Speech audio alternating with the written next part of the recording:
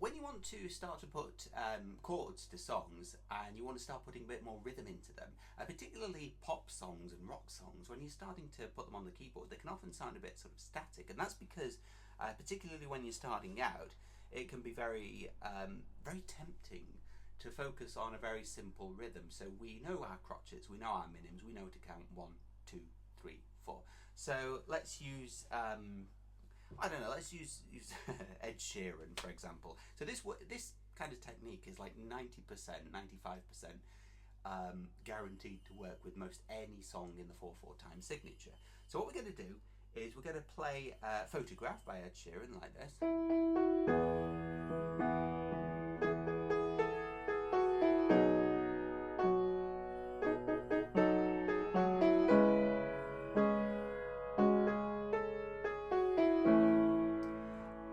And obviously, when you start learning the piano, what you'll notice is that you'll start learning simple rhythms, and when you start to put those simple rhythms in, you get this kind of 1, 2, 3, 4, and you start to do that with chords or root notes.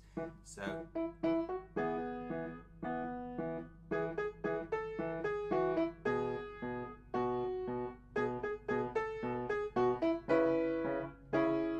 And it's quite regimented, and it's great for sort of disciplining your rhythm and everything and getting used to it. But ultimately, that's not how it how music sounds. That's not how music goes. So what we want to do is discover a rhythm that actually works, and this is kind of a very, very popular rhythm in an awful lot of pop rock songs, and it uses what is effectively on paper a dotted crotchet, and a crotchet. So if we're counting that as quavers, so 1 and 2 and 3 and 4, and the emphasis of that goes 1 and 2 and 3 and 4 and 1 and 2 and 3 and 4, and that's a really, really pleasing rhythm. It's why it's used so much, because people just love it. And if you start to incorporate that, even if you're just doing one note in the left hand like I was just then, even if you start to incorporate that,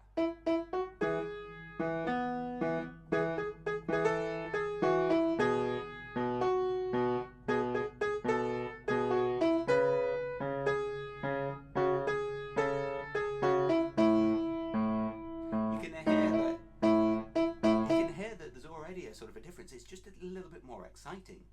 So when you start to add a little chord to that, listen to the difference here.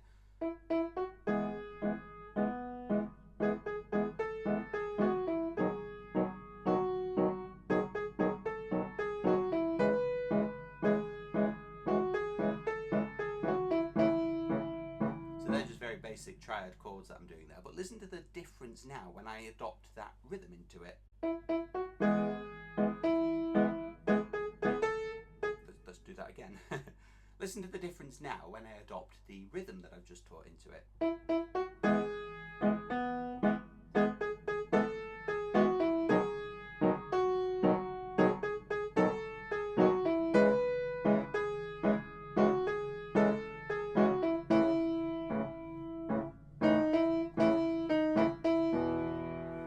It's just much more exciting.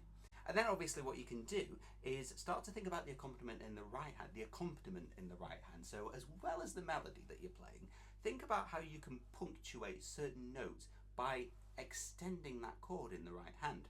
So what I mean by that is what we're doing there is a 1/5 for a 1/5 minor 3 extension.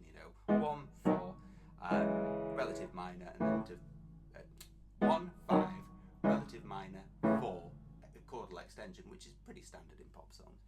What we want to do is think about the right hand now, and what we want to do is identify where we can actually put those chords in the right hand as well as playing the melody. So what we can do is fill that up with the E major chord, which we are in the key of E, so that's chord 1, so